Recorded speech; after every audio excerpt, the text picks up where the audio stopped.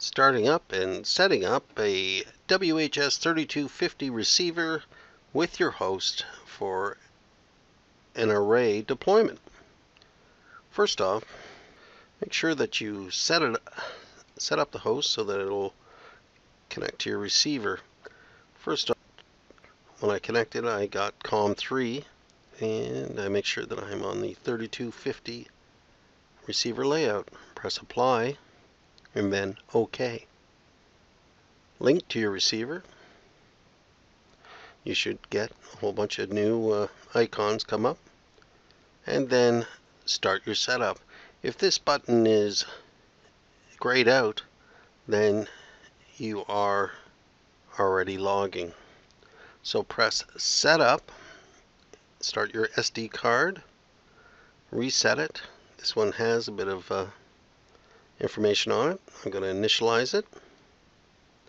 I'm going to destroy all the existing data because I've already downloaded it. It'll give you a successful message. Press OK, and then you can close. Next, set the time. Make sure that that's the proper date and time.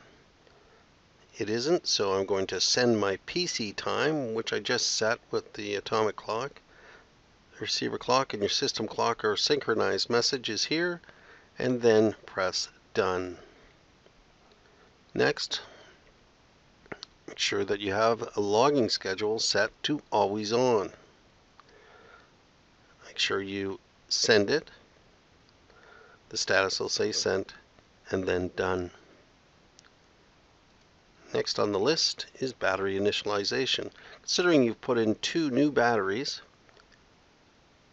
press 2 cells and then reset, and then done. Next, Bluetooth setup. Bluetooth takes quite a bit of energy, so in the case of an array deployment, it's probably best to use always off, and then send to your receiver, and then done.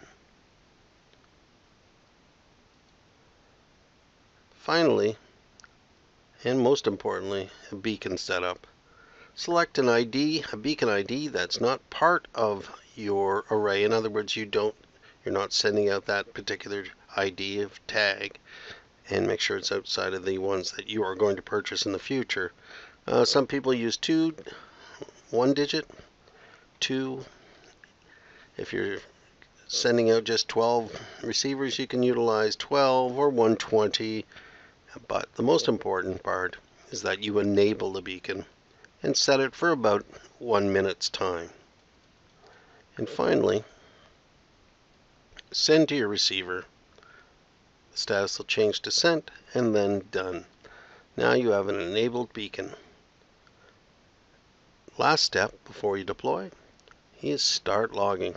As you can see, this turned to a red button with a white square. Log is started, and you can send an Sdf file as well. And it was the one already on board, but if it says no Sdf found, please select an Sdf file, which will be 114, and then go open. It'll be sent to your receiver automatically.